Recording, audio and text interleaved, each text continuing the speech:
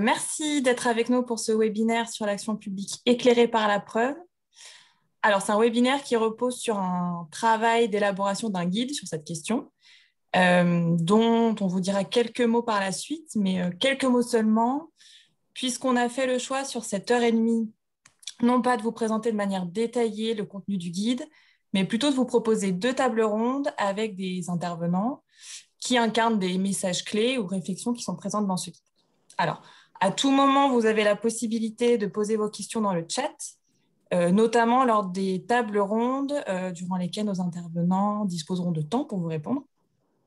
Et avant cela, je vais laisser la parole pour introduire ce webinaire à Cédric Audny, commissaire général adjoint de France Stratégie.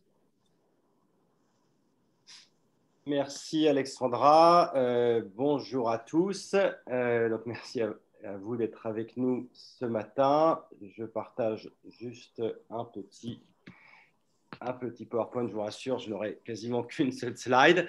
Donc pour ces quelques mots d'introduction, j'ai fait le choix de prendre du champ, notamment au début, avec un panorama de l'évaluation en France, donc évaluation au sens large, puisque ce qu'on fait rarement, je mets ensemble infrastructure et politique, évaluation ex ante et évaluation ex post. Et j'ai également distingué dans ce tableau les études d'impact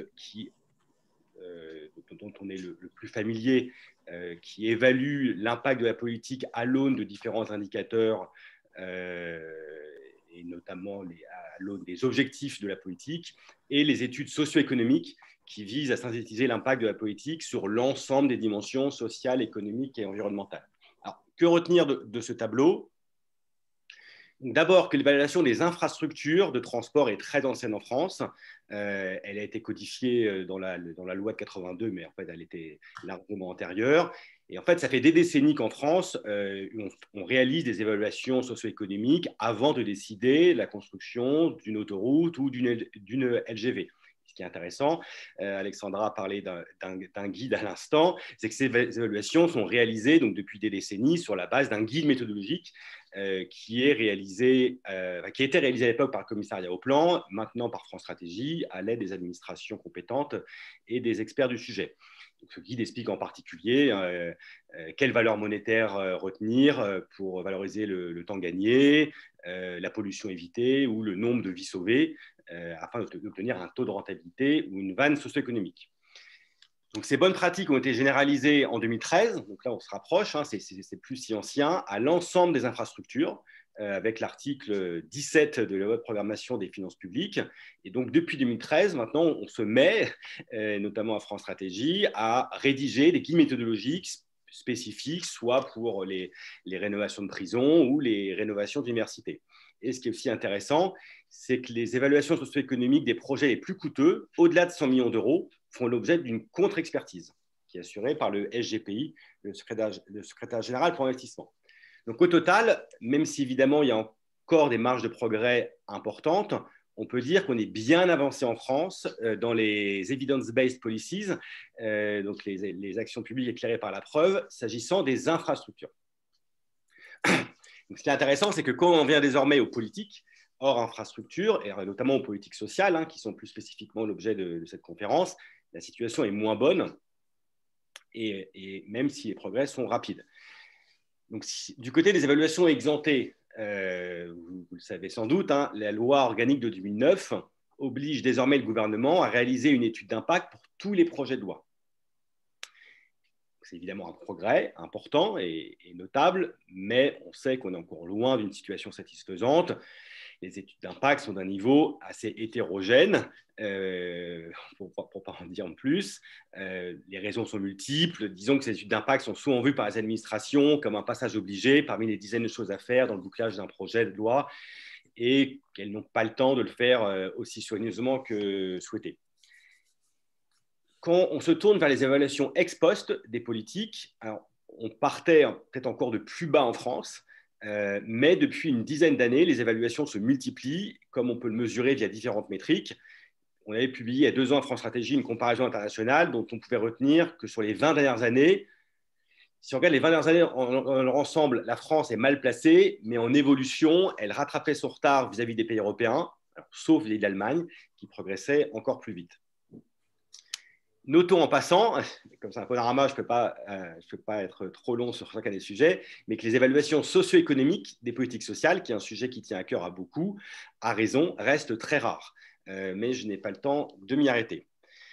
Alors, pourquoi les évaluations d'impact se sont multipliées depuis une dizaine d'années en France? Les causes sont multifactorielles, mais sans doute deux principales. D'abord, les évaluations se font de plus en plus à l'initiative de l'exécutif, national bien sûr, mais aussi des exécutifs locaux. Ceci afin de répondre à l'attente croissante de nos concitoyens et à la nécessité pour les pouvoirs publics de rendre des comptes, entre guillemets, sur l'efficacité des politiques et sur le bon usage de l'argent public. Ensuite, et c'est pas sans lien, l'accès des données administratives a été grandement facilité, avec notamment la mise en place du CSD, un centre d'accès sécurisé aux données, qui a démultiplié les possibilités d'évaluation. Parfois, ce qui n'est pas inintéressant à remarquer, les deux phénomènes se sont auto-entretenus. Et par exemple, la mise en place du comité d'évaluation sur les réformes de la fiscalité du capital a exercé une pression sur la DGFiP pour la mise à disposition des données. Alors, le paysage de l'évaluation ex post des politiques est encore très peu structuré. J'ai noté, il y a une profusion d'acteurs, donc à la différence de ce qui existe pour les infrastructures où c'est normé. Donc on a beaucoup d'acteurs différents, une articulation qui, soyons honnêtes, n'est pas encore complètement rationalisée. Alors, sans chercher à l'exhaustivité, on peut citer bien entendu la Cour des comptes, qui depuis longtemps réalise des évaluations de politique publique à sa propre initiative. Alors, évaluation au sens large, hein, pas toujours au sens causal évidemment, mais évaluation au sens large. Les centres de recherche, évidemment, soit de leur propre initiative, soit dans le cadre d'un contrat avec un commanditaire.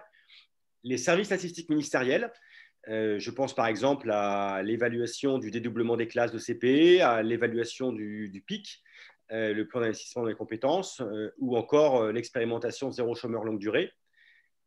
France Stratégie, évidemment, c'est sans doute pour ça qu'on co-organise le séminaire aujourd'hui, qui est responsable d'un nombre croissant de comités d'évaluation qui, caractéristiques intéressantes, pour la plupart, mélangent partenaires sociaux, élus, académiques et administration. Et d'ailleurs, par un hasard du calendrier, on publie ce matin le rapport d'évaluation sur les 35 mesures de la stratégie pauvreté, comité présidé par Louis Schweitzer, et avec d'ailleurs une étude dont l'évaluation est pilotée par l'ANSA, sur une des 35 mesures. Enfin, les ministères ou les collectivités locales peuvent confier des évaluations à leur corps d'inspection ou contracter avec des chercheurs ou avec des cabinets privés. Donc, nous sommes à France Stratégie. Cette profusion d'acteurs et d'évaluation n'est pas un problème en soi, du moment qu'on veille bien à éviter les redondances et à l'inverse, à bénéficier des synergies entre les exercices. Il est ainsi nécessaire que les différents acteurs se parlent régulièrement, ce qui, je crois, est de plus en plus le cas. Et on peut dire qu'aujourd'hui, on rentre dans cette perspective. D'ailleurs, du benchmark des pratiques étrangères qu'on a publié fin 2019, on en a conclu qu'il n'existait pas un modèle unique, qu'il s'agirait de copier, mais en revanche, on a identifié plusieurs marges de progrès. Donc, j'en citerai juste quelques-unes pour conclure dans l'introduction. D'abord, une meilleure acculturation des administrations aux méthodes d'évaluation, via par exemple des allers-retours plus importants avec le monde de la recherche, voire des standards de compétences qu'on pourrait demander aux personnes impliquées dans la conception de politiques publiques de maîtriser. Deuxième marge de progrès, l'anticipation des besoins. On a noté qu'au Royaume-Uni, les ministères sont encouragés à publier des domaines d'intérêt de recherche à destination des chercheurs, qui indiquent les domaines où les besoins de preuves scientifiques existent. Il nous semble que ça serait intéressant parce que ça permettrait aux équipes académiques de disposer du temps nécessaire pour mener les évaluations qui correspondent à un besoin politique, là où souvent en France, on manque souvent de temps à partir du moment où une évaluation est décidée et sans parler des rapports qui sont demandés aux inspections où ils doivent réaliser des évaluations en quelques mois, ce qui évidemment n'est pas compatible avec le temps académique. Par ailleurs, c'est évident, mais il faut quand même le rappeler, c'est bien de penser à l'évaluation, à son design, aux données nécessaires et aux moyens humains et financiers associés avant la mise en œuvre de la mesure, ce qui est encore pas souvent fait en France, il faut le reconnaître. Enfin, la capitalisation sur les évaluations existantes. Donc, il y a beaucoup d'évaluations en France, mais il nous semble qu'on manque de méta-analyse sur un projet donné, ce que les Anglais ont avec les What Work Center. Et de ce point de vue-là, la publication de guides tels que celui qu'on publie aujourd'hui et qui va vous présenter dans un instant est un outil pour une plus grande appropriation. Et cela a donc fait ma transition pour passer la parole à l'intervenant suivant. Merci à tous et bonne matinée. Merci beaucoup. Alors, effectivement, pour nous parler un peu plus précisément des travaux autour du guide, je vais demander à Pierre Arvidsson et Anaïs Clergeau de prendre la parole. Et Pierre, je peux partager le support. Merci Alexandra. Donc, je voulais d'abord remercier France Stratégie de nous accueillir ce matin. Et nous sommes très heureux à Santé publique France de participer à cette communauté en construction et de soutenir le travail de l'ANSA. Diapositive suivante, s'il te plaît, Alexandra, qui est en petit écran. Hein. Donc, je voulais reprendre un peu l'historique. En fait, moi, ça a commencé pour moi il y a 7 ans, avec l'atelier du partage du 11 février 2014 sur le bilan des expérimentations sociales, où j'ai rencontré pas mal de gens d'entre vous. Et tout d'un coup, je me suis senti beaucoup moins seul à défendre des interventions evidence-based dans le champ de la santé publique, parce que je voyais qu'il y avait les mêmes préoccupations dans d'autres secteurs. Ça, c'est vraiment très intéressant pour moi. Il y a eu l'étude sur la possible transposition des What Work Centers britanniques. Donc, je salue Ben Riquet, là, qui vient de nous rejoindre, dont le rapport a été publié en 2017. Et pour finir aujourd'hui, le guide dont va vous parler Anaïs tout à l'heure. Diapositive suivante. Donc, peut-être quelques mots sur notre actualité dans le champ qui nous concerne aujourd'hui. Alors, malheureusement, ces travaux sont un peu ralentis avec la crise sanitaire. Donc, on a mis en place un répertoire des interventions efficaces ou prometteuses avec environ 90 interventions. On a vu la naissance d'un réseau européen de structures qui ont des portails du même type, portail de santé publique, là c'est intra-champ. Et notre actualité aujourd'hui, et l'Institut du cancer est dans la même problématique, c'est-à-dire qu'on veut essayer de passer à l'échelle un certain nombre d'interventions. Et donc là, j'ai pris l'exemple d'un centre national de déploiement qu'on a mis en place après appel à candidature. Il s'agit, ça part d'une recherche expérimentale, un essai randomisé par cluster qui a été fait par une équipe française, Chantal Simon. Et là, nous, on est en train de mettre en place un système d'information, un système de formation qui permet de monitorer le déploiement de cette intervention. Donc, bien sûr, ça a été ralenti par le Covid, mais c'est une des manières qu'on a pour essayer on a d'autres systèmes de déploiement avec d'autres partenaires, et toujours la nécessité, c'est d'avoir un système d'information, de monitoring. Et peut-être la dernière chose aussi, et Lauriane est là, donc elle en parlera tout à l'heure, donc on a une collaboration croissante avec la DITP, où on a travaillé sur la vaccination contre la grippe dans les EHPAD, et là on est en train de monter un projet sur réduire l'antibiorésistance. Et voilà, je vous remercie et je laisse la parole à Anaïs. Bonjour à tous, merci beaucoup Pierre.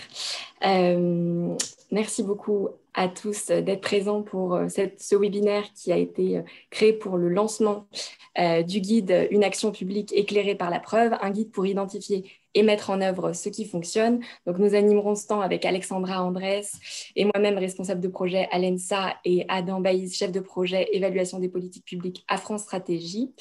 Ce webinaire donc, est l'occasion de lancer et de présenter ce guide qui a été financé par Santé publique France et la Caisse nationale de solidarité pour l'autonomie et qui a été rédigé par l'ENSA et de nombreux contributeurs qu'on remercie aujourd'hui, sans qui ce guide n'aurait pas pu voir le jour.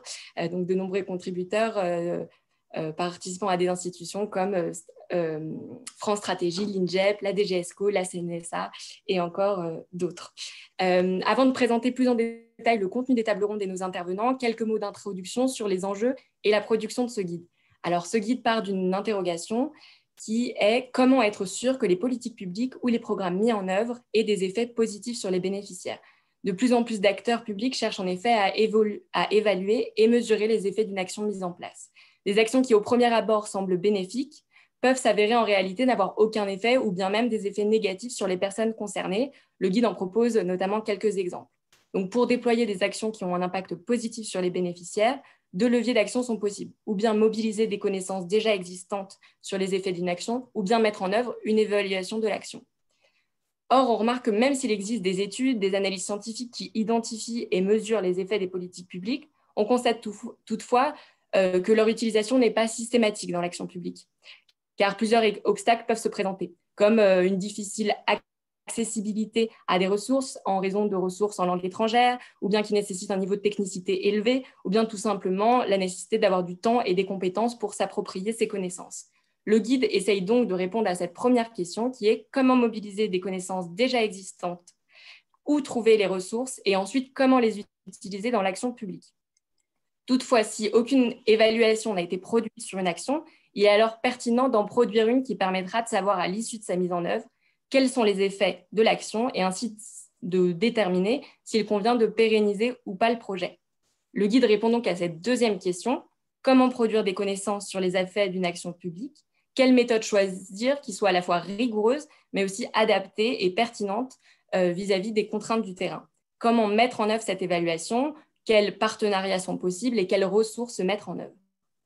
Plusieurs méthodes existent dans l'évaluation des politiques publiques qui donc, du coup, ont été présentées en introduction.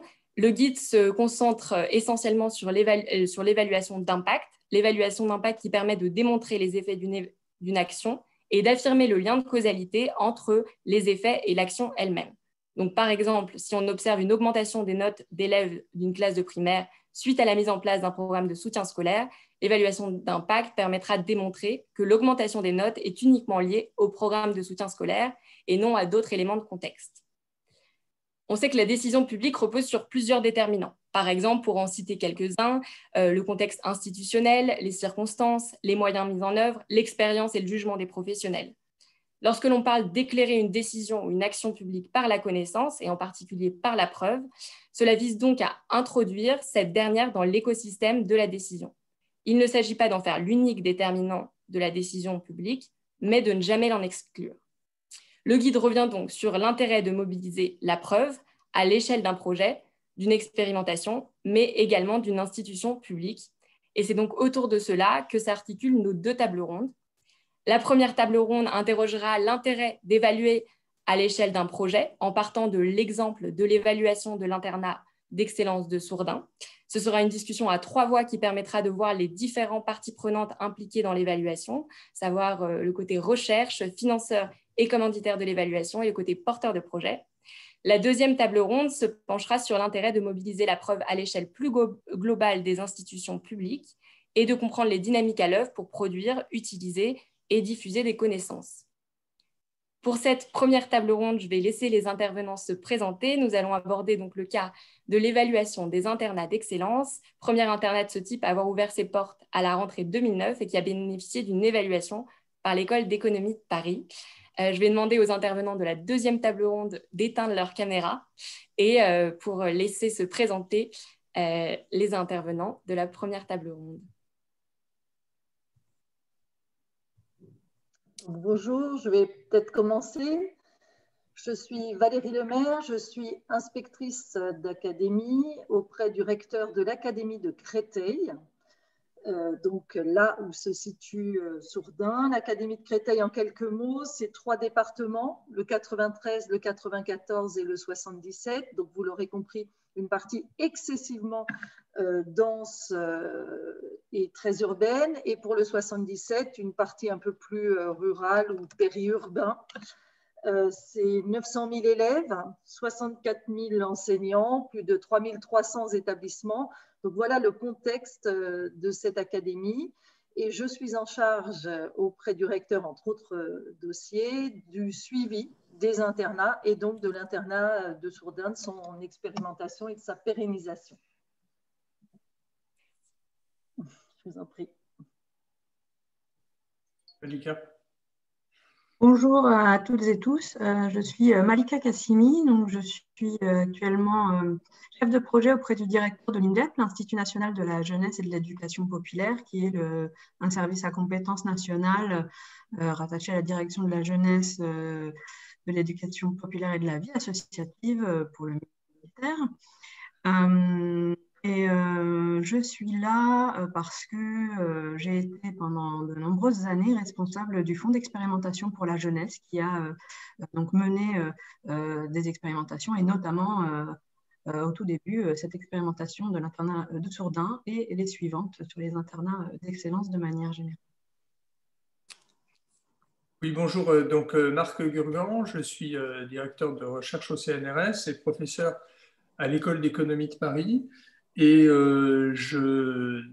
grande partie de mon activité de recherche porte sur l'évaluation des politiques publiques. Et j'ai notamment réalisé depuis 10 ans l'évaluation de l'internat d'excellence de Sourdin avec des collègues Luc Béagle et Clément de Chaise-Martin.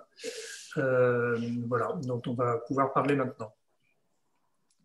Merci à tous. Alors peut-être une première question pour commencer à introduire cette table ronde. Comment l'idée des internats d'excellence est née et est-ce que cette idée s'est appuyée sur des travaux ou des preuves existantes? Alors sur la création de l'internat de Sourdin, qui a été une expérimentation isolée au départ, ça s'appuie sur un contexte national et international qui montrait que les études qui étaient pratiquées sur les résultats des élèves, sur le classement de la France au regard de l'investissement au sein de l'éducation nationale, montraient que, particulièrement en France, le niveau des résultats des élèves était complètement corrélé au milieu socio-économique des familles. En clair, quand on est dans une famille d'un niveau socio-économique élevé, on obtient de bons résultats et on a un parcours scolaire, on va dire, qui amène souvent au bac+3 ou bac+5. Et quand on est un enfant dans un milieu socio-économique un peu défavorisé, on a le plus souvent des difficultés, on obtient de moins bons résultats scolaires. Et donc, fort de ces études, la question s'était posée de savoir, et ça reste la question permanente de l'éducation nationale, en tout cas, c'est d'accompagner vers plus de justice sociale et l'accompagnement des élèves les plus en difficulté. Donc ça, c'est le contexte de questionnement.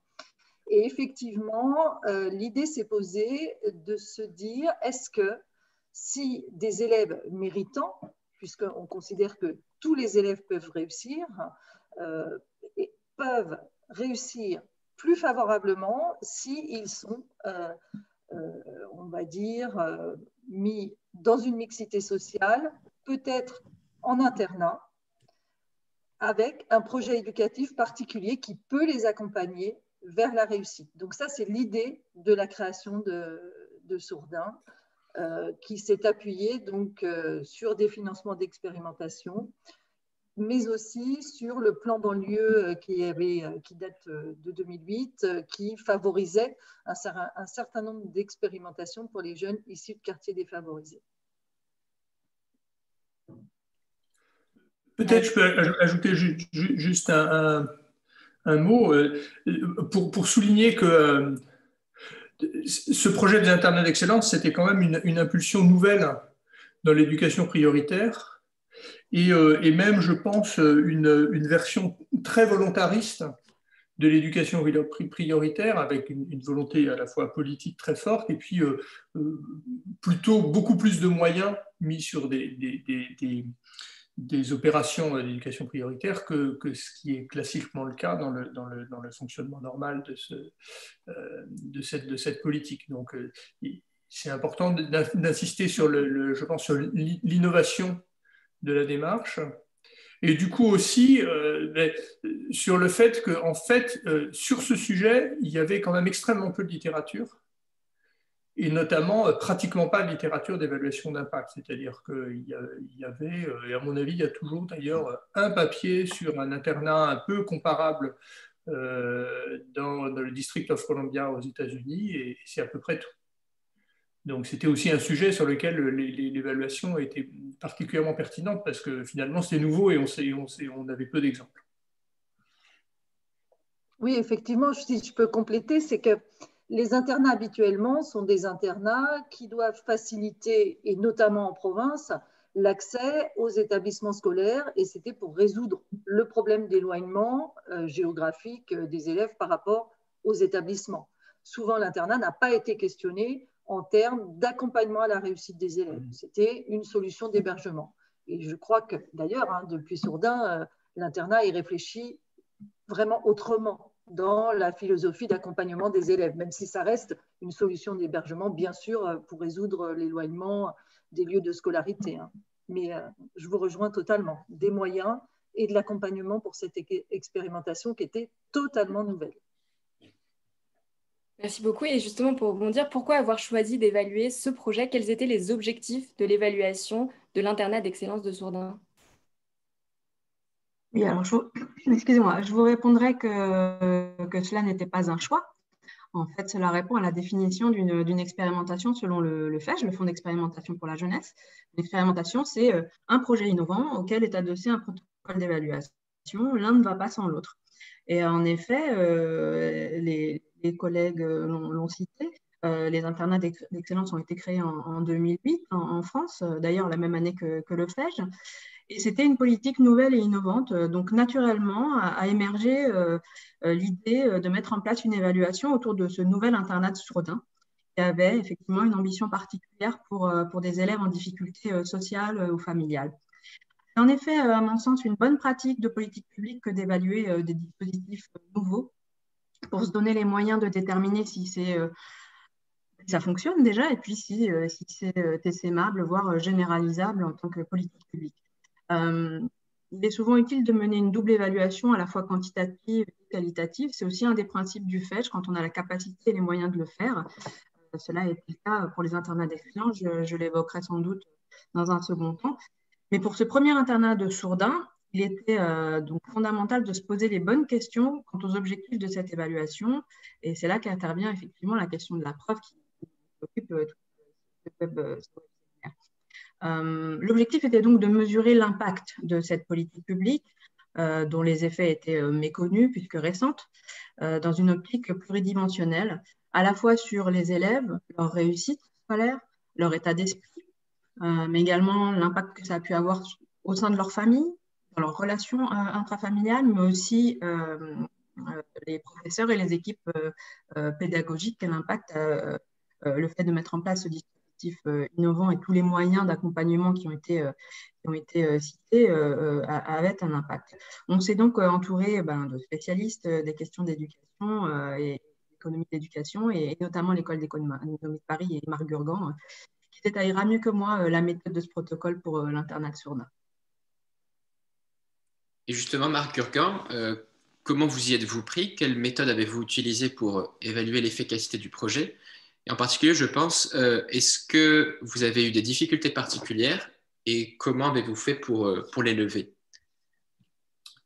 D'accord. Alors, oui, donc je vais dire quelques mots de ce projet qui est donc la partie évaluation d'impact statistique, on va dire, de l'évaluation de Sourdin. Malika l'a dit, il y a eu aussi un volet plus large d'ailleurs, porté par Glassman, un sociologue, pour faire un travail qualitatif, monographique sur les internats d'excellence. Donc là, je vous parle de l'évaluation d'impact. Alors pour cette évaluation d'impact, on a fait quelque chose d'assez intéressant, c'est-à-dire qu'il s'est trouvé qu'à Sourdin, pendant les 2 premières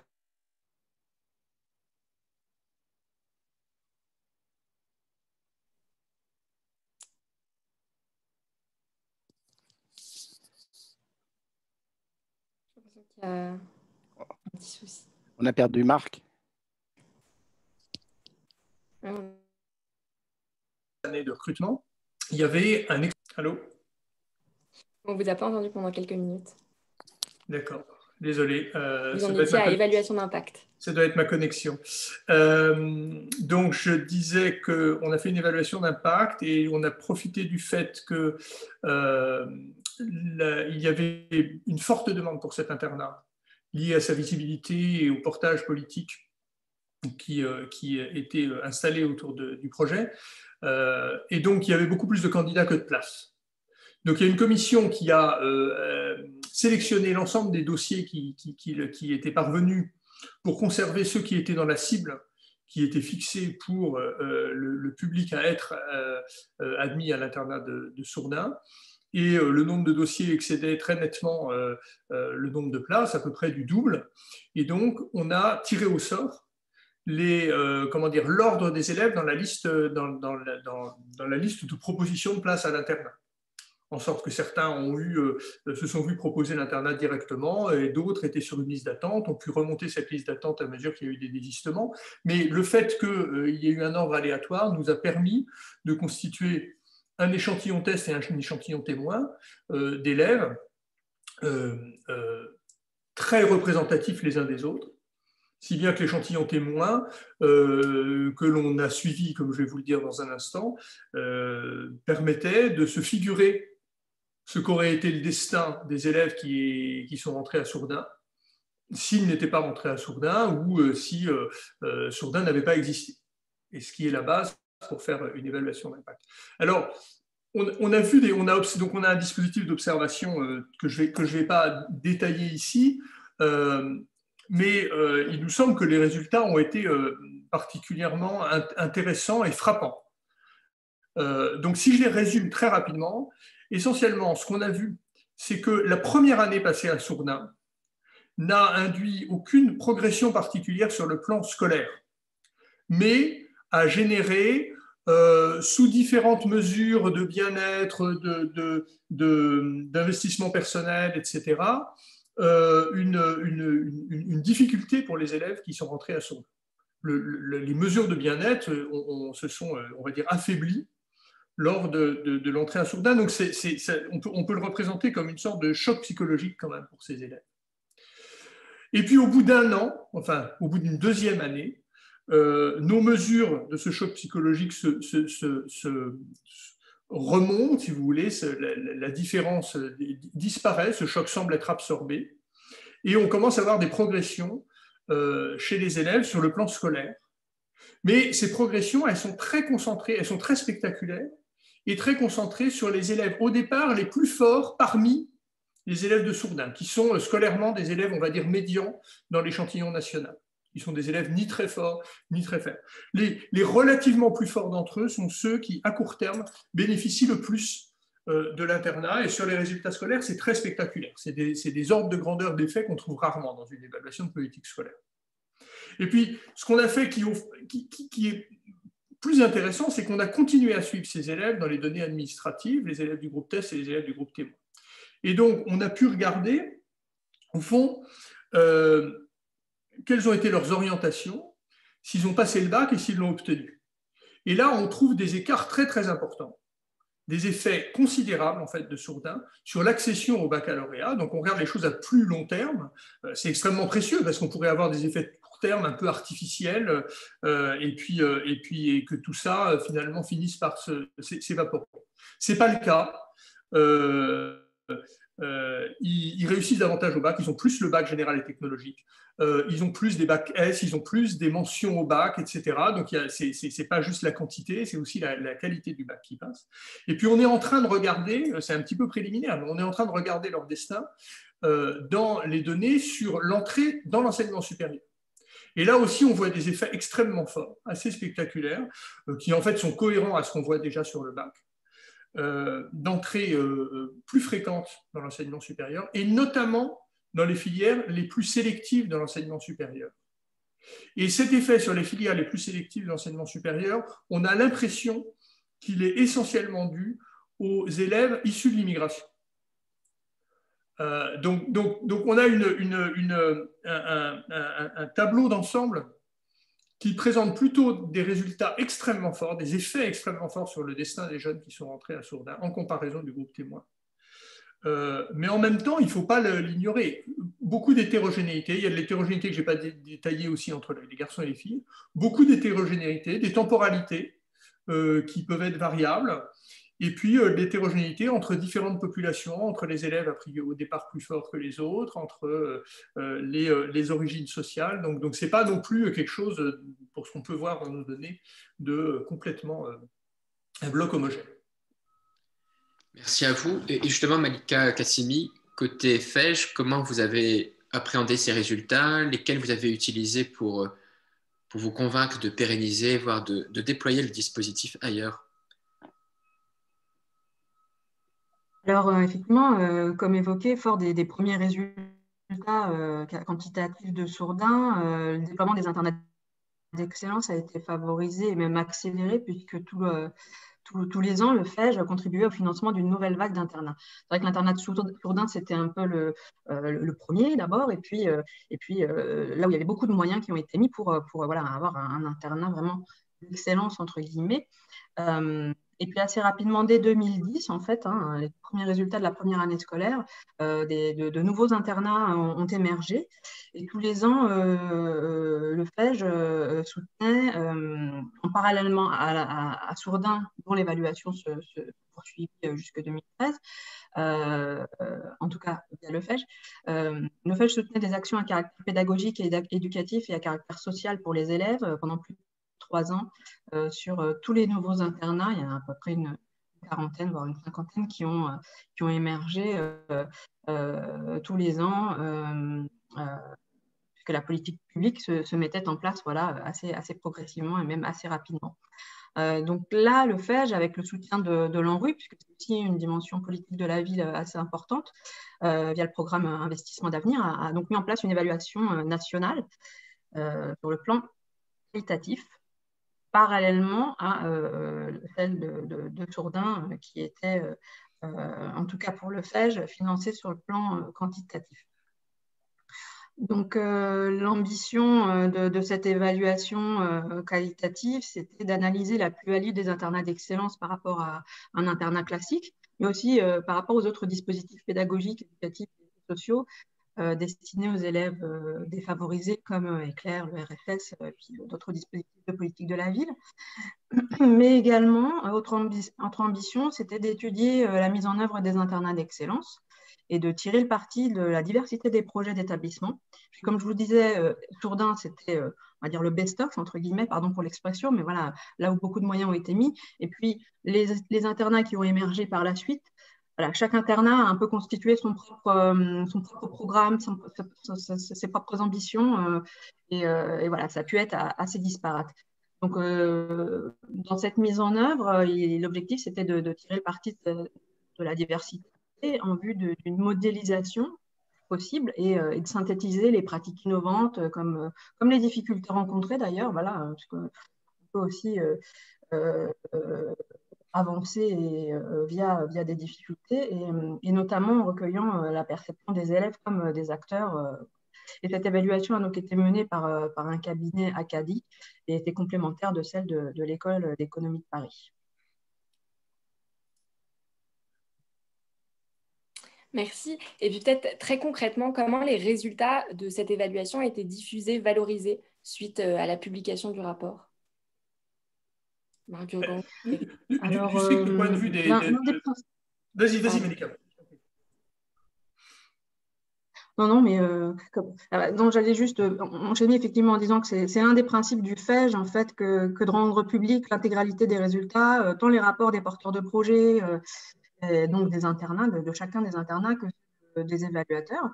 Donc, vous pourrez trouver toutes ces informations sur le site internet du FEJ, qui est une véritable mine de résultats et des expérimentations au-delà des internats d'excellence, bien sûr. C'est une vraie bibliothèque de connaissances, puisqu'il y a environ 1000 projets qui ont été soutenus, 1000 projets innovants qui ont été soutenus en une dizaine d'années au FEJ. Au-delà de ce rôle du FEJ, le rôle du FEJ, c'est également de capitaliser les enseignements des expérimentations et particulièrement depuis qu'il est rattaché à l'INJEP en 2016, et ce qui nous permet d'avoir des publications. Il y a eu notamment un ouvrage à la documentation française sur les expérimentations de l'éducation à l'insertion auquel Marc a contribué. Et puis on exploite également les résultats des expérimentations sur le long terme. Et encore tout récemment, en décembre dernier, un 4 pages a été publié sur les dispositifs de réussite éducative. Et un rapport est en préparation également qui valorise également les enseignements des internats d'excellence qui ont pu être établis via les expérimentations soutenues par le FEJ. Marc?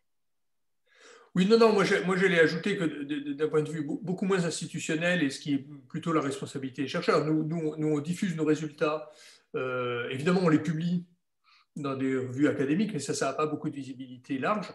Et puis, on essaie de publier des versions de nos résultats. On le fait dans les notes de l'Institut des politiques publiques. Donc, on a fait une note, Anaïs, tu viens de mettre sur le chat un lien vers une de ces notes, qui doit être la première sur la première phase. On a fait récemment à l'IPP une deuxième note, je pense il y a 2 ans, quelque chose comme ça, sur les résultats au bac dont je viens de parler. Et puis lorsqu'on sera mûr, on fera une note sur les résultats de l'insertion dans le supérieur, enfin de l'entrée dans le supérieur, que j'ai également évoqué tout à l'heure. Donc, nous, on essaye aussi de communiquer nos résultats, pas seulement dans des formats de recherche, mais dans des formats plus lisibles, accessibles à un public large.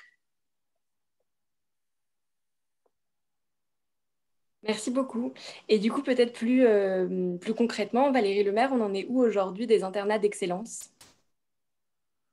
Alors, aujourd'hui, donc, nous, on continue et au même titre que les chercheurs, on publie nos résultats, c'est-à-dire que forcément, on publie tous les résultats de nos élèves. On publie aussi les résultats de poursuite d'orientation en ce qui concerne Sourdin, puisque un certain nombre continuent, comme vous le disiez, en classe préparatoire. On a, je crois, 30%. Alors, en classe préparatoire plutôt économique, je crois qu'on a 30% des élèves qui continuent dans la classe prépa de Sourdin qui obtiennent les 10 premières écoles classées dans les journaux de l'étudiant.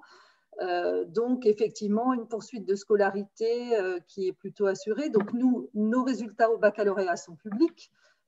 Et je peux confirmer que depuis la création de Sourdin, effectivement, les élèves qui ont été recrutés à Sourdin, on va dire, sont en général à 6 ou 7 points, on le dit comme ça, au-dessus des quartiers dans lesquels ils auraient continué leur scolarité. Donc, pour nous, c'est quelque chose d'intéressant.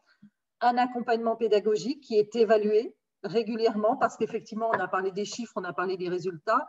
Nous, ce qu'on évalue aussi au sein de l'éducation nationale, c'est les pratiques pédagogiques et l'organisation en général des établissements. Et Sourdin est très souvent regardé puisqu'il a changé d'organisation plusieurs fois pour essayer des choses, pour voir si on ne mettait pas les devoirs le matin avant de rentrer en classe, pour faire par exemple une phase de mise en route du cerveau plutôt que de faire les devoirs le soir. Voilà, on continue les expérimentations pédagogiques au sein de Sourdin pour accompagner au mieux les élèves.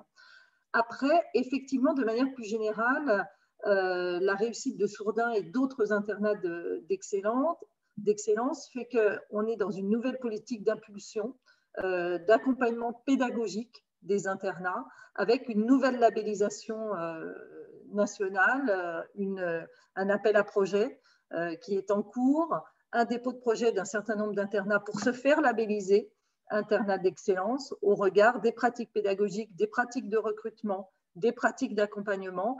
Et le ministère de l'Éducation nationale donc, prévoit là de labelliser prochainement un certain nombre d'internats d'excellence qui doivent fonctionner un petit peu sur le modèle de Sourdin.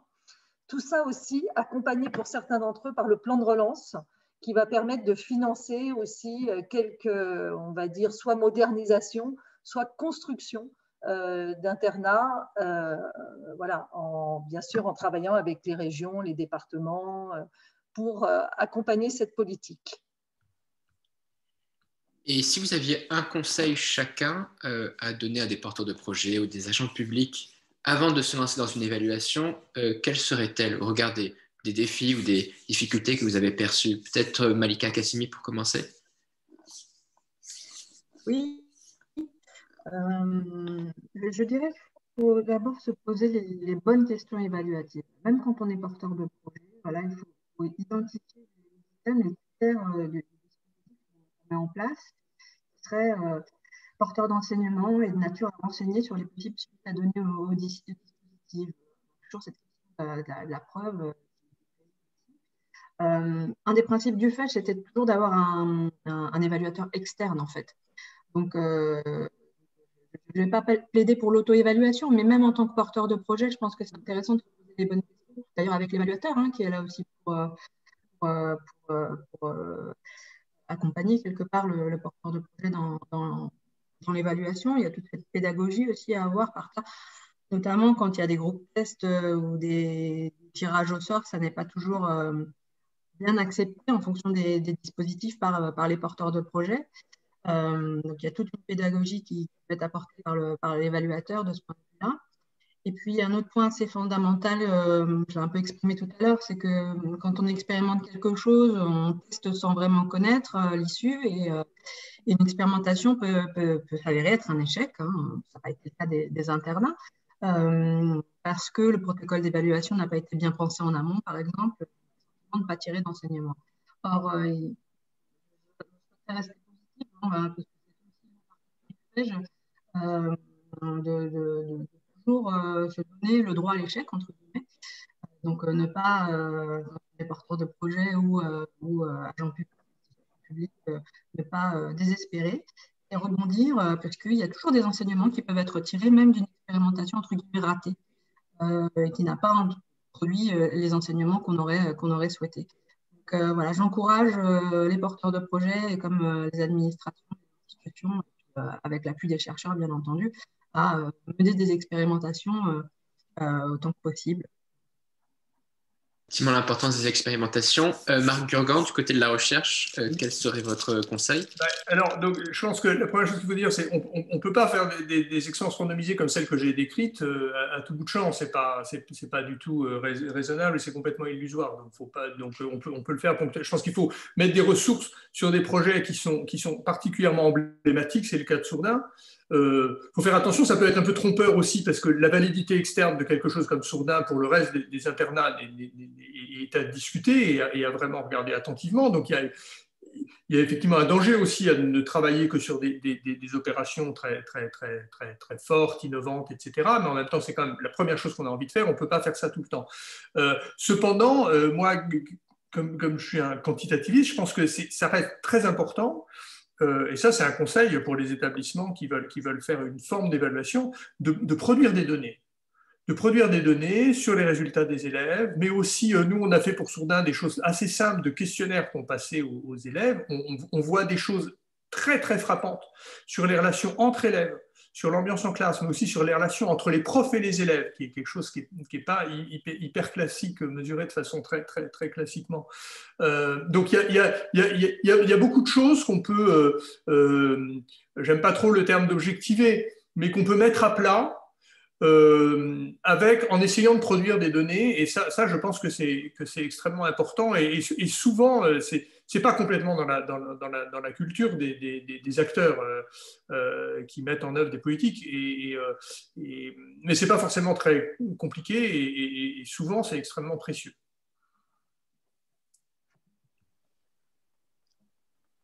Valérie, conseil. Je rejoins mes deux collègues, Malika, forcément sur la culture de l'auto-évaluation. Je crois qu'elle a été inscrite dans l'essence de Sourdin et à la fois sur des données, parce qu'il y avait vraiment un besoin de rendre public ce qu'était cette expérimentation, mais aussi sur toute la partie qualitative. Et d'ailleurs, c'est ce qu'on essaye de reproduire ailleurs, c'est qu'est-ce qui fait, en termes qualitatifs, que Sourdin fonctionne, on va dire, voilà, même s'il y a des moyens supplémentaires, il y a aussi un regard du professeur vers l'élève, une manière d'enseigner, une manière de considérer l'élève, une manière de faire un emploi du temps, et c'est tous ces éléments qualitatifs sur lesquels on s'appuie dans la généralisation. Pas tant sur la partie quantitative, même si effectivement on regarde en permanence nos résultats, mais l'éducation nationale produit quand même beaucoup de données sur le suivi de ces résultats. Et par rapport à ce que disait Malika sur l'auto-évaluation, c'est vrai que nous a été créé depuis 2 ans le Conseil d'évaluation de l'école qui prône justement et qui crée des outils actuellement à destination des établissements pour pratiquer l'auto-évaluation, se regarder fonctionner, parce que ce regard interne, savoir objectiver à l'intérieur d'un établissement ce qui fonctionne et ce qui ne fonctionne pas, c'est une culture difficile à impulser encore maintenant. Donc, je crois qu'il faut les deux et le regard extérieur, forcément, est indispensable. Parfait, merci beaucoup. Merci à tous pour votre participation à cette table ronde. Et donc, vous faites parfaitement la transition sur l'importance justement d'évaluer comment on réussit à sensibiliser à cette question au sein d'organismes publics. Et du coup, je vais laisser la parole aux autres intervenants et à la deuxième table ronde, à Alexandra et Adam. Merci à tous. Merci, oui. Et donc, je vais proposer aux intervenants de la première table ronde d'éteindre leur caméra.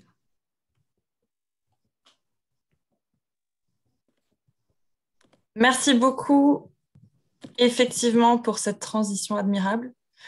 Alors, on accueille 3 nouveaux intervenants pour cette seconde table ronde. Sur le même principe que pour la première, je vais vous laisser vous présenter et puis présenter l'institution que vous représentez. Qui souhaite débuter? Julie, le micro est désactivé. Bonjour à tous. Pour ma part, je suis conseillère scientifique auprès de la directrice générale adjointe déléguée à l'enfance, la famille et la jeunesse du département du Nord. J'ai intégré ce poste en 2020 et donc j'ai avant été doctorante en chiffres dans un cabinet de conseil. Ça a son importance pour expliquer d'où je pars pour travailler sur le transfert et la diffusion de connaissances. Et puis, dans ce cadre-là, j'ai eu la chance d'effectuer plusieurs mobilités à l'école de service social de l'Université d'Ottawa lors de ma scolarité à Sciences Po et puis à l'Université de Bristol, ce qui m'a permis d'être sensibilisée très fortement à ces questions-là.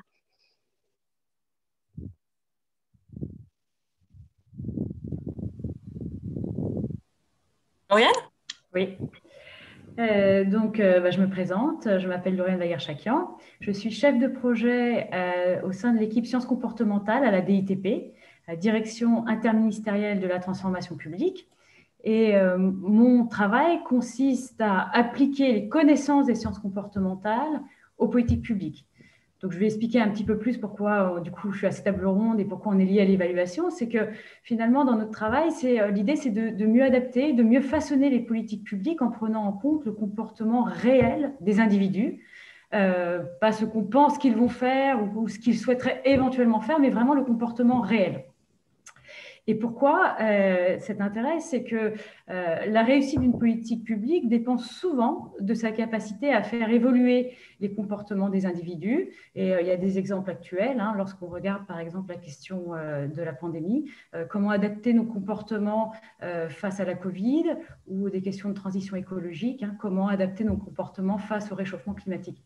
Donc, pour revenir à cette table ronde, je dirais que nous, quand je dis nous, c'est finalement notre équipe et puis les collègues avec qui on travaille. Il y a Mathieu juste après moi, donc ça fait Mathieu aussi une introduction. Donc, nous avons une démarche et un lien très fort avec l'évaluation et en particulier l'évaluation des changements de comportement. Mathieu Perrona, j'interviens ici en tant que coordinateur de l'Agence d'innovation comportementale. L'Agence d'innovation comportementale, c'est une plateforme fondée par l'École d'économie de Paris, l'École normale supérieure, Sciences Po Paris et le CEPREMAP pour réunir des équipes de chercheurs en sciences comportementales au sens large, donc des spécialistes de sciences cognitives, des économistes, des sociologues, des anthropologues, pour appuyer des administrations qui souhaitent s'engager dans une démarche d'expérimentation qui mobilise les sciences comportementales et qui dit expérimentation, dit évidemment évaluation. Et là, je rejoins complètement Lauriane dans l'idée que pour qu'il y ait une bonne évaluation, il faut qu'elle soit pensée avec les chercheurs et les évaluateurs dès le début. C'est ce qu'on a vu illustré de manière extrêmement spectaculaire avec l'internat de Sourdin juste avant. Et il faut aussi qu'il y ait des équipes transdisciplinaires pour ce faire. La force, c'est qu'en France, on a un tissu universitaire qui, à ce niveau-là, est d'extrêmement bonne qualité et qui peut venir appuyer ses compétences dès lors qu'on lui donne la structure pour ce faire. Et c'est là que nous essayons d'intervenir.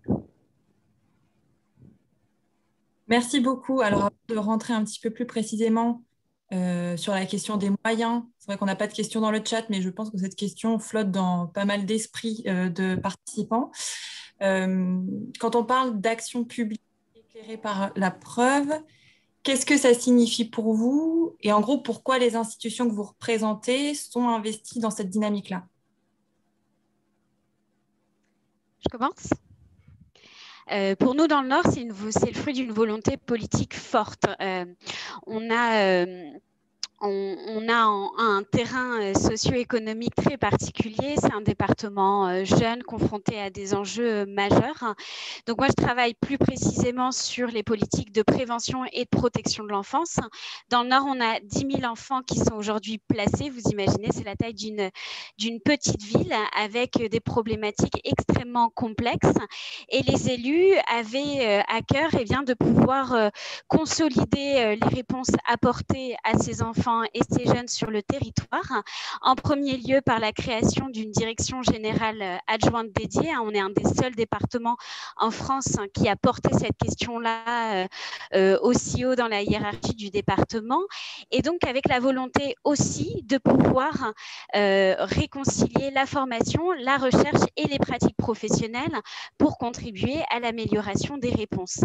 Alors, dans ce cadre-là, pour nous, l'évaluation, c'est un des outils. C'est-à-dire qu'on ne va pas se focaliser seulement sur l'évaluation des réponses apportées, mais on va réfléchir à construire une politique scientifique départementale plus globale, dont je vais vous présenter les contours plus en détail juste après. Alors, je fais la suite, je rebondis par rapport à Julie.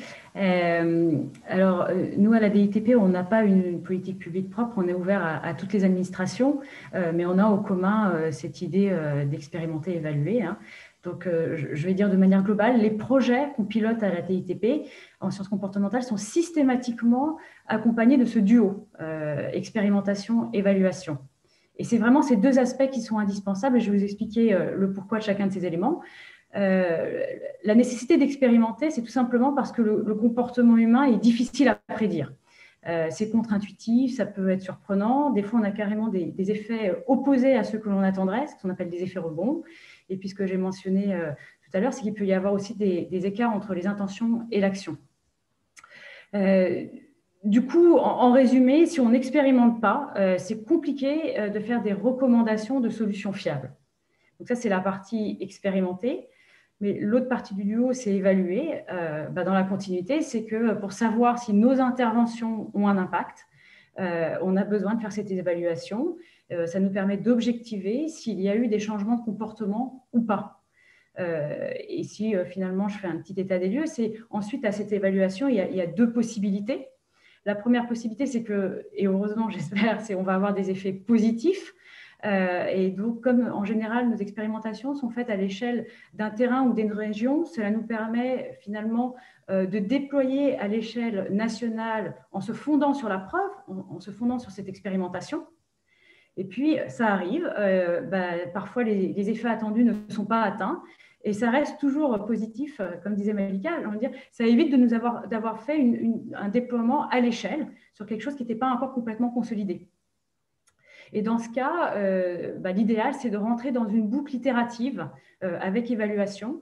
Là, il s'agit d'explorer petit à petit ce qui peut déclencher des changements et puis ajuster petit à petit progressivement la solution. Donc, pour répondre à notre dynamique, c'est qu'effectivement, cette dynamique sur la preuve, elle est partie intégrante de notre démarche. Et alors, pour rentrer un peu plus dans le détail, concrètement, pour nourrir cette dynamique, vous mobilisez quelles ressources? Alors, on a compris qu'il y avait deux volets. Il y a à la fois le volet production de connaissances ou de preuves sur les actions qu'on conduit, et puis le volet recherche des connaissances existantes.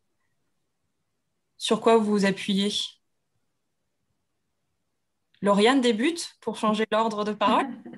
D'accord. Moi, je vais d'abord parler des ressources humaines avant de regarder les ressources. C'est-à-dire que pour accompagner les administrations qui nous ont sollicité, nous faisons appel à des prestataires externes, mais en fait des experts spécifiquement en sciences comportementales. Donc, on travaille principalement avec le BIT, Behavioral Insight Team, mais aussi l'AIC, l'Agence d'innovation comportementale, avec ici Mathieu, avec qui on a eu des projets de collaboration. Donc ça, c'est au niveau des ressources, on va dire, humaines. Ensuite, ce que l'on fait, c'est qu'on s'appuie aussi sur des ressources existantes. Donc, dans les ressources existantes, je parlerai de tout ce qui est littérature académique, tout ce qui est des benchmarks qui est réalisé par des équipes équivalentes à la nôtre. Et pour démarrer un projet, c'est la première étape. On va sonder les ressources déjà existantes sur cette problématique. On va regarder quantitativement et qualitativement ce qui existe. Et c'est comme ça qu'on va ajuster la durée et l'approfondissement de notre accompagnement, s'il est simplifié ou global. Du coup, j'en profite pour parler légèrement du guide pour dire qu'effectivement, ont été listés dans le guide tous des ressources possibles si on veut démarrer. Et puis, pour terminer, je dirais qu'il y a aussi les ressources qu'on produit, c'est-à-dire qu'on s'est engagé au sein de l'équipe de tous les projets qu'on accompagne, c'est de publier et dans le cas avec Mathieu, peut-être qu'il le mentionnera, de mettre accessibles les données. Donc, on s'appuie sur celles qui existent et on essaie d'en produire également.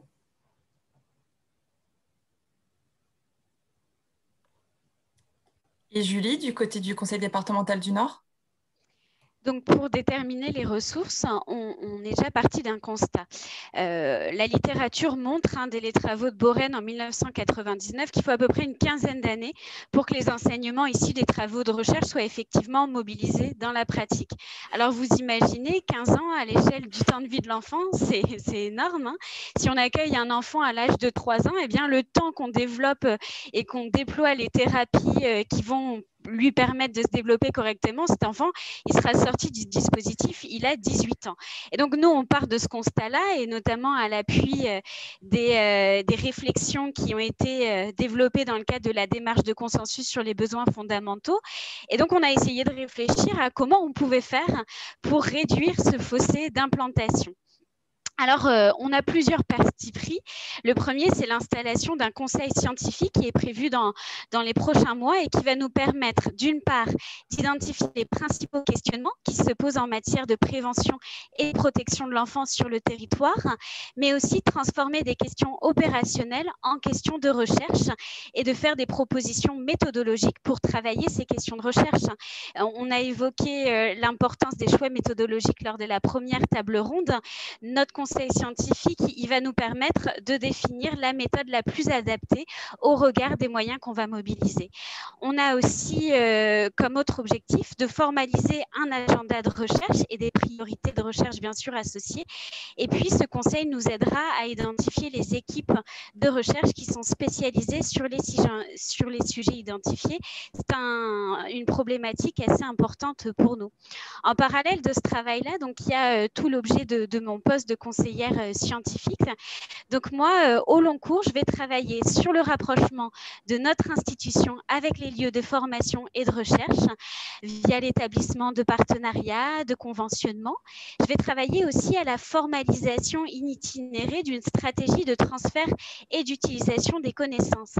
Alors, c'est quelque chose qui est encore embryonnaire en France, mais il y a une équipe intéressante au Canada qui travaille sur ce sujet. C'est l'équipe Renard basée à Montréal et qui a produit tout un certain nombre de réflexions qui vont nous aider à réfléchir à comment on va organiser ce transfert de connaissances et notamment dans le champ des politiques sociales. Donc, il y a un ouvrage intéressant qui a été écrit sur le sujet par Christian Guednet et Émilie Robert. Je vais aussi travailler à la construction de projets de recherche action, de recherche intervention ou de recherche évaluative. Par exemple, on travaille à développer une politique d'aide aux aidants en protection de l'enfance, donc pour offrir de nouvelles réponses à nos enfants confiés sur le territoire. Or, pour ça, on a besoin de s'appuyer sur des travaux de recherche qu'on est en train de concevoir avec à la fois nos équipes qui vont travailler sur le plan opérationnel au développement de cette politique et puis des chercheurs qu'on a déjà identifiés sur ce sujet. Je vais travailler aussi à la construction d'indicateurs dans le cadre du déploiement de nouvelles actions. Dans le Nord, on a adopté une nouvelle feuille de route en novembre, une feuille de route assez ambitieuse avec 88 actions. Et moi, dans ce cadre-là, je vais aider les équipes à définir des indicateurs pour suivre le déploiement de ces actions et leurs impacts. Et puis enfin, et là j'endosse la posture de chercheur interne en quelque sorte, je vais travailler à l'implantation de méthodes, modèles, outils pour enrichir nos pratiques professionnelles. Donc là, j'interviens directement auprès des équipes. Par exemple, les équipes d'évaluation des informations préoccupantes. C'est quand on a une information qui émane de l'école, par exemple, sur la situation d'un enfant, eh bien, on mobilise une équipe et moi, je travaille sur comment on transforme ces éléments d'évaluation en éléments qui vont nous permettre de prendre la meilleure décision pour cet enfant. Voilà très concrètement à quoi ça peut ressembler.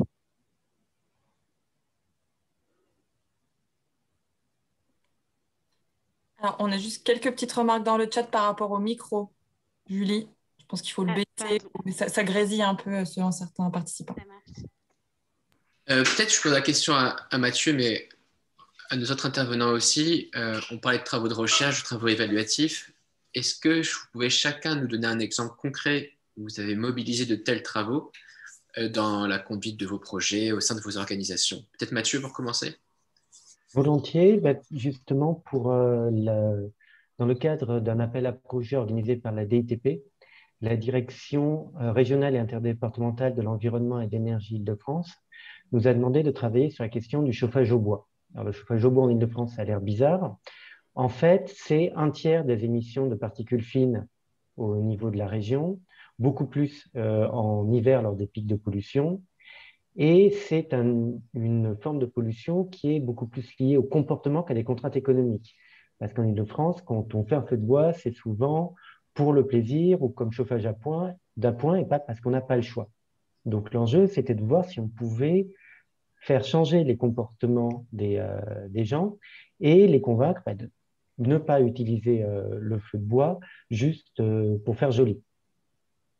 Donc, pour ce faire, ce que nous avons fait, c'est que nous avons déployé chez des volontaires des capteurs de pollution et nous avons, chez certains, nous avons envoyé des supports d'information soulignant la contribution du chauffage au bois à la pollution de l'air. Et chez d'autres, nous avons ajouté à cela une restitution que nous avons contrôlée finement et selon des principes comportementaux des mesures de pollution de l'air intérieur qui étaient réalisées chez eux. Et nous avons gardé évidemment un groupe de contrôle qui est la clé de toute évaluation rigoureuse. Ce que nous avons constaté, c'est qu'on a une évolution des représentations grâce aux campagnes d'information. J'ai envie de dire là, ouf, on se rend compte qu'on n'a pas fait tout ça pour rien des campagnes d'information de santé publique, mais pour que les gens changent vraiment de comportement et réduisent les activités émettrices de particules chez eux, il fallait dans notre expérience qu'ils aient en plus cette information du niveau de pollution auquel ils s'exposent eux-mêmes chez eux. Et d'autant plus qu'ils faisaient le lien entre « je vois un pic de pollution sur mon graphique, qu'est-ce que j'ai fait à ce moment-là ?» Et donc ça nous apprend qu'il peut y avoir un intérêt à déployer de manière temporaire des capteurs de pollution dans les ménages pour qu'ils se rendent compte de quelles sont les activités qui sont polluantes et qu'ils modifient leur comportement en fonction. Et comme le disait tout à l'heure Lauriane, il y a eu plusieurs résultats de cette expérimentation. Il y a les résultats de l'expérimentation elle-même avec les idées de comment on essaye de généraliser ça. Il y a les résultats scientifiques qui vont être publiés.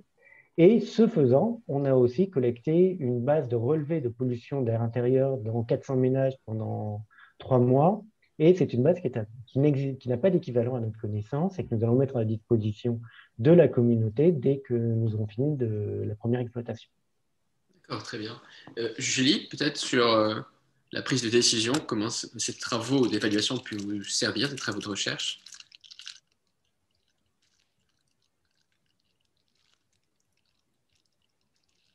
Alors, le micro est coupé.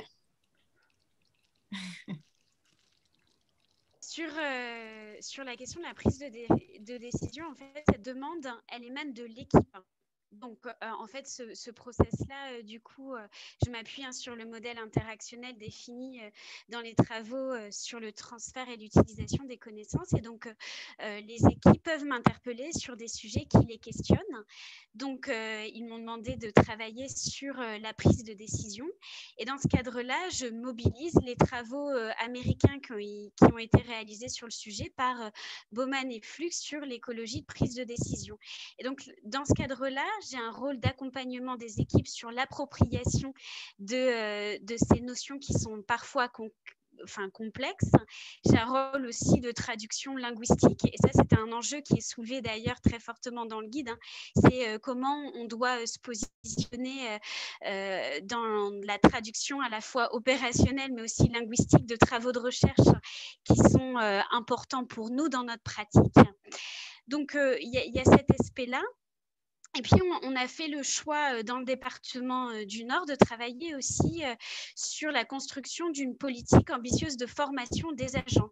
Et donc, dans ce cadre-là, par exemple, on a développé une formation d'adaptation à l'emploi qui est proposée aux travailleurs sociaux qui arrivent dans notre institution. Et dans ce cadre-là, je participe à la construction de modules sur mesure entre besoins opérationnels et apports de travaux de recherche récents.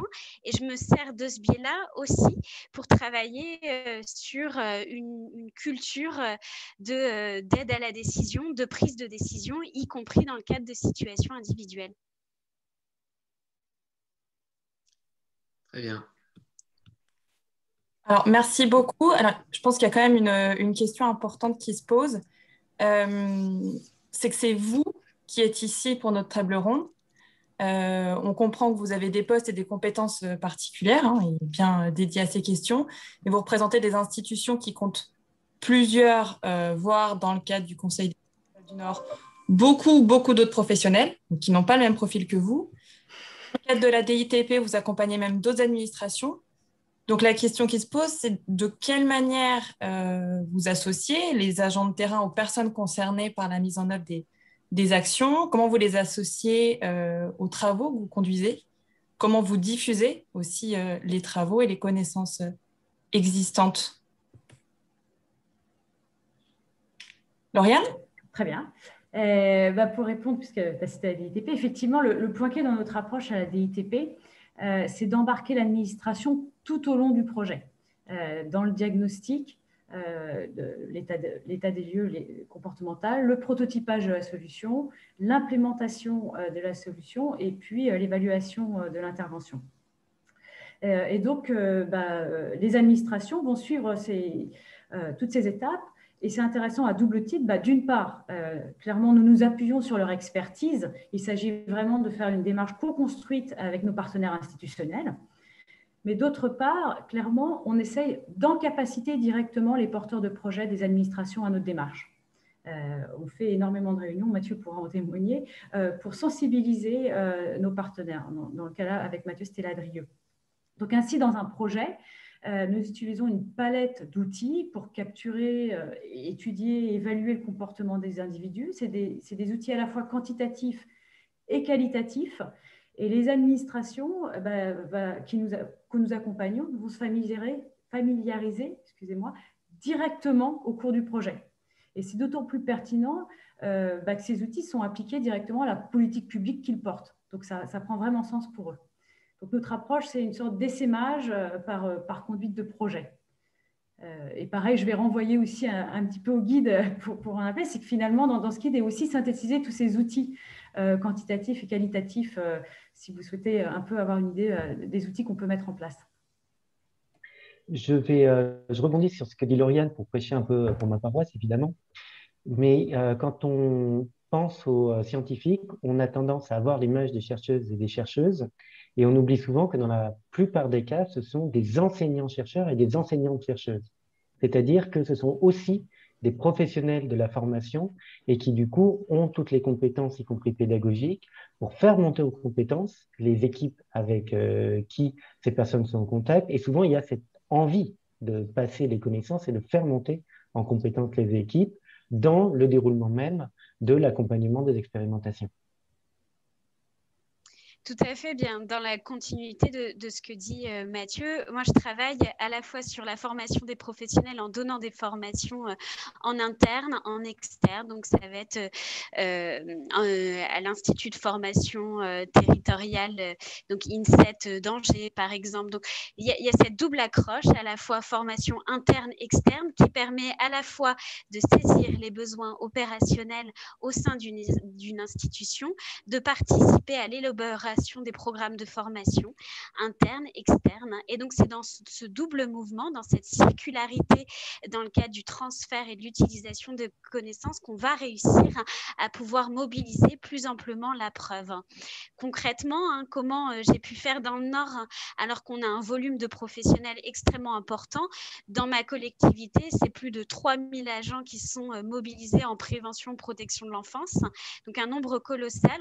Il faut déjà se faire connaître, présenter ses missions, mais aussi sensibiliser les professionnels de terrain, les cadres encadrants, les cadres intermédiaires à l'importance, à la pertinence de mobiliser des connaissances scientifiques dans leur pratique professionnelle. Donc, il y a tout un travail de vulgarisation, non seulement sur le plan des connaissances, mais aussi sur l'importance de mobiliser la preuve dans le cadre de nos pratiques professionnelles.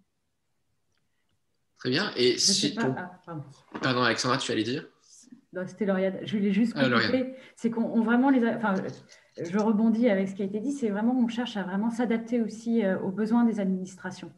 En introduction, Pierre avait parlé d'un accompagnement qu'on a fait sur le projet de la vaccination à la grippe saisonnière dans les EHPAD. C'était urgent par rapport au Covid et on a pu accélérer le calendrier.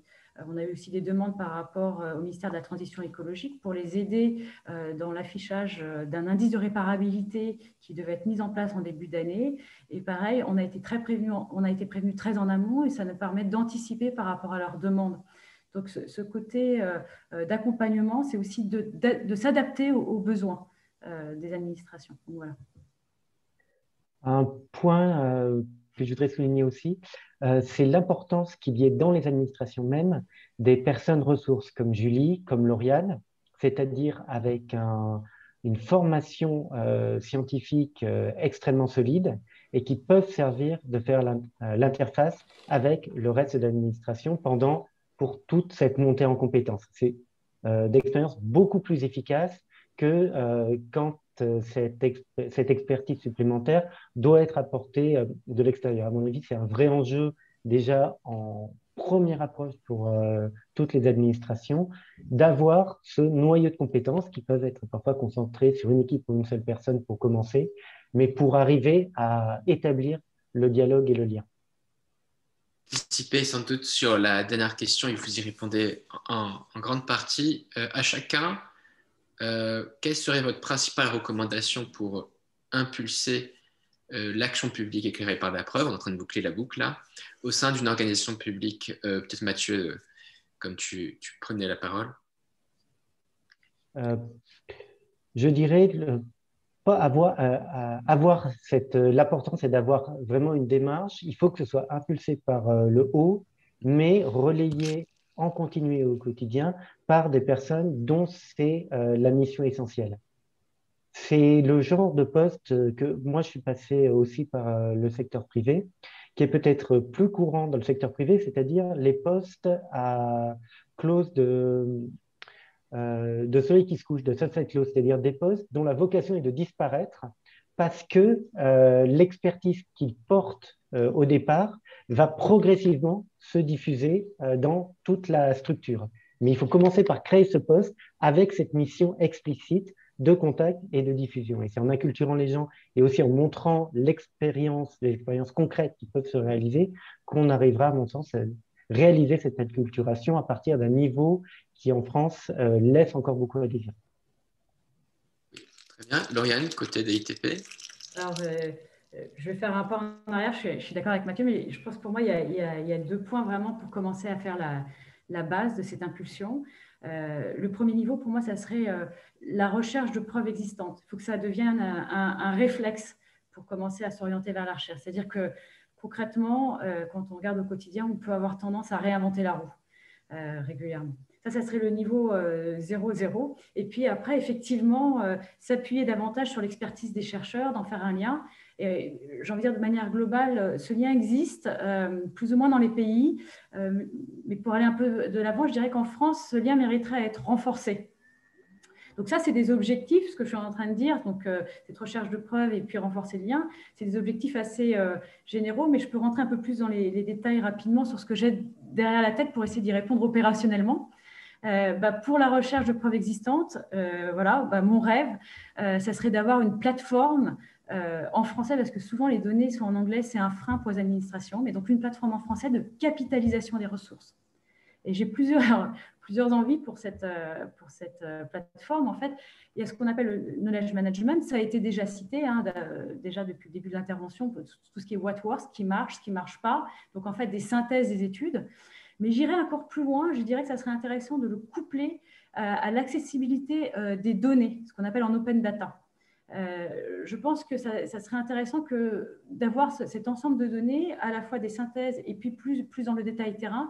Comme ça, les personnes pourraient piocher les informations dont ils ont besoin et selon leur niveau d'expertise. Et puis, je continue le rêve. Cette plateforme, moi, je rêverais également qu'elle soit transversale. Quand on regarde, et vous verrez dans le guide, actuellement, nous trouvons des informations, mais par politique publique. C'est sur différentes plateformes, c'est diffusé par différents organismes, différentes institutions. Et en fait, nous aurions vraiment beaucoup à y gagner, à avoir une même plateforme. Cela inciterait à davantage de synergie vis-à-vis des politiques publiques. Alors, Mathieu a donné un exemple du chauffage au bois, et je trouve que c'est très intéressant parce qu'on était parti des questions de transition écologique avec la DRIE, qui était la pollution, et à la fin, on a réussi à faire changer les comportements par un aspect de santé publique, c'est-à-dire l'impact de l'environnement sur la santé des ménages, ce qui se passe en air intérieur lorsqu'on fait un feu de cheminée. Et là, clairement, il y a eu une synergie entre environnement et santé. Et si ça reste en sillon, c'est beaucoup plus difficile d'avancer. Et au cours de ce projet, il y a énormément d'administrations différentes qui ont été reliées et qui se rendaient compte qu'elles pouvaient vraiment communiquer sur le fond ensemble. Donc ça, c'est pour la recherche de la preuve. Et c'est un outil, on va dire, dans cette plateforme, quelque part, ça permet un croisement des chercheurs et de l'administration. Si je fais, du coup, je vais rejoindre ce que veut dire Mathieu, ça reste un outil, mais il faudrait aller plus loin et avoir des personnes qui ont un profil de chercheur un peu plus dans les administrations. Donc là, vraiment, pour illustrer ce point, je vais clairement m'inspirer du travail que je fais au quotidien. Je le fais en binôme avec ma collègue Mariam Chamat, qui est d'ailleurs présente ce matin. Et donc, du coup, je vais vous partager finalement ce qu'on fait au quotidien. Je trouve que c'est intéressant d'avoir ce lien, c'est-à-dire que d'une part, cela permet de rendre accessible le savoir, l'expertise de chercheurs à des personnes qui ne sont pas familières, qui sont non familières à ces approches scientifiques. Et c'est vraiment important de prendre ce temps. Et dans l'idéal, si c'est fait en amont, on peut même essayer d'aiguiller, d'orienter les politiques publiques avec ce savoir qui vient de la recherche. Mais j'ai envie de dire, et là je me retourne vers Mathieu, ça va dans les deux sens, parce que nous pouvons aussi traduire mieux les contraintes des administrations aux chercheurs. Parce que voilà, ce n'est pas forcément évident et c'est comme toute organisation, il y a des contraintes. Et donc, de pouvoir partager avec eux ces contraintes, ça leur permet eux aussi, de leur côté, de mieux calibrer des expérimentations possibles à implémenter dans le cadre, pas d'un institut de recherche, mais dans le cadre d'une administration. Donc voilà, c'est les deux points, c'est-à-dire knowledge management très, très large et puis des gens dans les administrations. C'est tout à fait complémentaire avec ce que Mathieu disait, effectivement. Julie, peut-être une recommandation en complément? De mon côté, donc, ça se concrétise de manière un peu différente dans une collectivité territoriale où nous, on a véritablement besoin d'être soutenus par les élus. Et pour ça, il faut être en capacité de convaincre les élus sur la nécessité de mobiliser la preuve. Donc, on a tout ce travail-là déjà à faire. Et puis, en tant que collectivité locale, on peut s'appuyer aussi sur des structures existantes de knowledge management. On a la chance en France d'avoir un observatoire national de la protection de l'enfance qui travaille beaucoup sur la production de connaissances, mais aussi sur la diffusion. Et d'ailleurs, cet observatoire a recruté récemment une chercheure, Isabelle Lacroix, qui est courtier de connaissances, ce qui permet aussi de mettre en avant la nécessité de recruter des personnes formées à ces sujets-là. Donc, comme ce qu'ont évoqué Mathieu et Lauriane, on a différents choix, différents profils. Finalement, les chargés d'études, ce sont les personnes qui sont recrutées le plus facilement par les collectivités, soit comme doctorantes en CIFRE, donc c'est un dispositif qui est évoqué dans le guide, mais ça peut être donc des courtiers de connaissances, des conseillers scientifiques externes aussi. On a par exemple dans le cadre des démarches de consensus qui ont été conduites sur mes sujets très récemment, une conseillère scientifique qui a été mobilisée concrètement sur ces sujets-là. Et puis, il y a l'option qu'a retenue le Nord, qui est celle de recruter un conseiller scientifique interne. L'avantage que ça a, c'est d'avoir un positionnement plus décisionnel par rapport à un chargé d'études, donc avec une prise politique plus importante et avec un rôle de triangulation très fort entre le niveau académique, politique, mais aussi opérationnel. Après, si je peux souligner quelques points de vigilance, c'est que ces profils nécessitent en amont l'acquisition d'une double culture, une culture de l'administration publique, qu'on soit en collectivité locale ou en administration centrale, et puis une culture scientifique. Il faut évidemment maîtriser un corpus des notions épistémologiques et éthiques pour pouvoir travailler bien sur la validité des connaissances scientifiques qu'on va mobiliser, sur les questions éthiques. Alors nous, pour la recherche avec les enfants, c'est une question extrêmement importante. Ces profils, aujourd'hui, restent encore trop rares, même si on a des voies d'accès spécifiques pour les docteurs, par exemple au concours de la haute fonction publique. Et puis, on a peu de formations disponibles en France pour développer les compétences des courtiers, des conseillers, des directeurs scientifiques. Alors, est-ce qu'en termes de recommandations, eh bien, on pourrait imaginer investir ces axes-là dans la formation des doctorants, ou alors, au contraire, intégrer des modules sur le transfert, l'utilisation des connaissances scientifiques dans les cycles carrière publique des instituts d'études politiques. À mon sens, ça se réfléchit à la fois dans la formation scientifique, mais aussi dans la formation de nos futurs dirigeants publics. Merci à tous les trois. Effectivement, dans ce que vous dites, il y a des bonnes pratiques qui avaient été identifiées dans le benchmark de France Stratégie à l'échelle internationale. Et c'est des pistes effectivement à explorer. Alexandra, peut-être ? Alors, il me semble qu'on n'a pas de questions dans le chat. C'est le moment ou jamais, avant qu'on conclue ce webinaire. En tout cas, merci beaucoup pour ces témoignages riches d'enseignements sur les 2 tables rondes. Je pense aussi que ces tables rondes soulèvent des interrogations auxquelles on ne peut pas complètement répondre en 1h30. Comment je produis des connaissances relatives aux actions que je conduis et surtout la preuve de l'efficacité de mon action. Comment j'accède aux connaissances existantes, donc comment je m'appuie sur des choses qui ont déjà fait leur preuve, mais il y a aussi, on l'a vu, ce volet contrepartie, comment je partage les enseignements de mes expérimentations, du coup, avec l'exemple du fait sur la première table ronde, et puis, bien sûr, comment je fais tout ça avec les moyens dont je dispose. Alors, on a eu la chance quand même d'avoir une diversité d'intervenants, aussi bien sur les champs thématiques investis que sur les échelles, territoires d'intervention. On a aussi des postes et des compétences qui sont propres à chacun. En tout cas, une diversité d'intervenants qui ont pu témoigner quand même d'un intérêt partagé à mobiliser cette preuve. Alors, pour s'assurer des effets positifs pour les personnes concernées par les actions, et pour que d'autres personnes puissent aussi bénéficier d'actions qui ont fait leur preuve, si on prend l'exemple des internats d'excellence. Et puis, il y a aussi un volet intérêt pour faire monter en compétence des professionnels sur la question de l'évaluation, mais aussi sur le volet évolution des pratiques, si on reprend l'exemple des formations des professionnels du Conseil départemental du Nord. Voilà, donc au-delà de l'intérêt partagé, je pense que la diversité des intervenants a témoigné de manières de faire différentes, avec des ressources, compétences en interne, qui ne sont pas les mêmes partout. Établir un dialogue, un lien avec des acteurs de la recherche, des manières de conduire des évaluations qui sont différentes, des principes d'état de l'art en amont de la conception du projet pour ne pas réinventer la roue, pour reprendre une expression qui a été dite. Voilà, donc le guide revient sur ces questions et pistes Il est accessible sur le site de l'Agence Nouvelle de Solidarité Active et on vous met le lien dans le chat. On espère vraiment que vous y trouverez matière à réflexion et à action. Et puis, je remercie bien sûr tous les intervenants et l'ensemble des contributeurs du guide pour les échanges riches du jour et des mois passés à l'écriture du guide. Et puis, plus globalement, pour une volonté forte de continuer à faire vivre ensemble cette dynamique. Alors, est-ce qu'on a le temps pour une dernière petite question, parce qu'on a eu une question dans le chat. D'accord.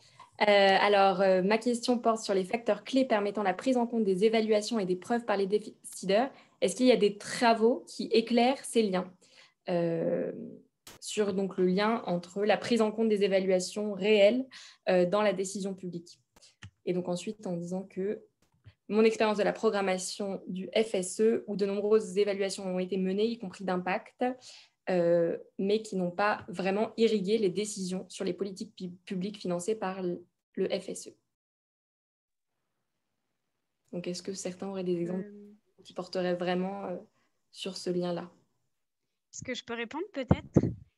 Donc, ce sujet-là, il a été investi par les équipes de recherche qui travaillent sur le transfert et l'utilisation de connaissances. Donc, j'ai parlé de l'équipe Renard, mais il y a aussi une équipe à Édimbourg qui travaille sur ce sujet-là. Donc, c'est notamment les travaux de Notley. Donc, plusieurs éléments. Il y a déjà plusieurs modes d'utilisation des connaissances qui ont été définis dans ces travaux-là. Utilisation qu'on dit instrumentale, donc c'est l'utilisation directe de la preuve, utilisation conceptuelle. Et puis, la troisième utilisation, c'est celle qui est faite par les décideurs. Plusieurs éléments importants, c'est déjà la manière dont on va décrire les éléments de preuve et dont la description de ces éléments de preuve va influer la prise de décision a posteriori. Il y a eu des expériences intéressantes qui ont été menées, je crois, début des années 2000 sur ce sujet-là. Donc, sur, je crois, le sujet de la vaccination. Donc, on vaccine, on a deux hypothèses avec une hypothèse de mortalité sur une partie de la population. Et puis, la deuxième hypothèse, c'est on a un tiers de chance que 200 personnes, par exemple, décèdent et puis et 2 tiers de chance que 600 personnes survivent, par exemple. Et ces travaux-là montrent que si on présente ces hypothèses de manière positive ou négative, c'est-à-dire chance de survie versus mortalité, les décideurs ne vont pas prendre la même décision. Donc, on a des travaux de recherche qui vont plutôt éclairer la manière dont la présentation de ces éléments de preuve va influer la décision a posteriori. Donc, c'est un élément de réponse que j'ai en tête, mais peut-être que mes collègues ont d'autres éléments de réponse. Je vais juste compléter, mais ça va un peu dans le même sens. Je refais référence à cette étude qu'on a fait, cette expérimentation avec Pierre sur la vaccination. Et donc, ce n'est pas encore publié, ça va l'être très, très prochainement, mais ça va être pris en compte pour la prochaine saison. Donc, cette expérimentation va directement être un facteur pour calibrer la prochaine.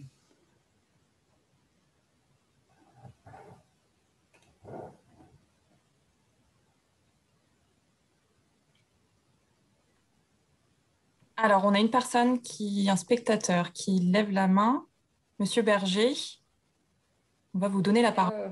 Oui, bonjour, excusez-moi, mais j'ai posé 3 questions dans le chat et donc j'étais surpris que vous disiez qu'il n'y avait pas de questions. Voilà, mais bon, peut-être qu'il est trop tard. Hein. Je voulais signaler que peut-être que votre chat ne marche pas. Alors oui, c'est étonnant parce qu'on n'a rien vu apparaître de notre côté. Oui, alors écoutez, s'il y a une seconde, je m'intéresse aux Social Impact Bonds, c'est-à-dire une démarche dans laquelle il y a un processus d'évaluation et une démonstration par la preuve. Est-ce que ça a été abordé auparavant? Et je suis désolé, j'ai rejoint la conférence un peu tard. Donc, je voulais juste savoir si c'était sur l'horizon des personnes qui sont intervenues dans ce webinaire.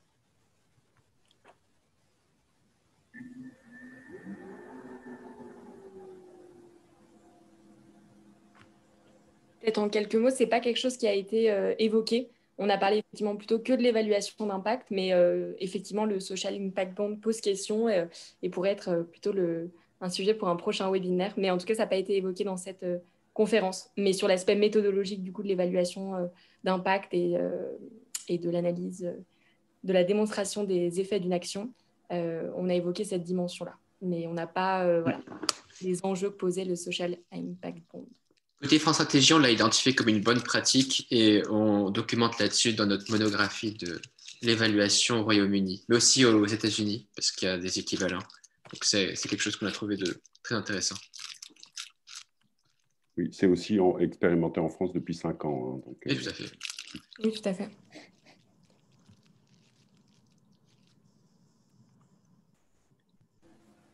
Bien, très bien. Merci beaucoup. Alors, il semblerait qu'on a eu des petits soucis avec le chat. J'espère qu'on n'a pas perdu trop de questions.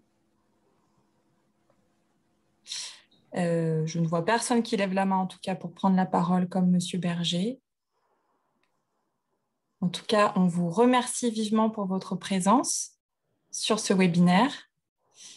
On vous remet le lien du guide et puis on vous souhaite une excellente journée et un très bon week-end.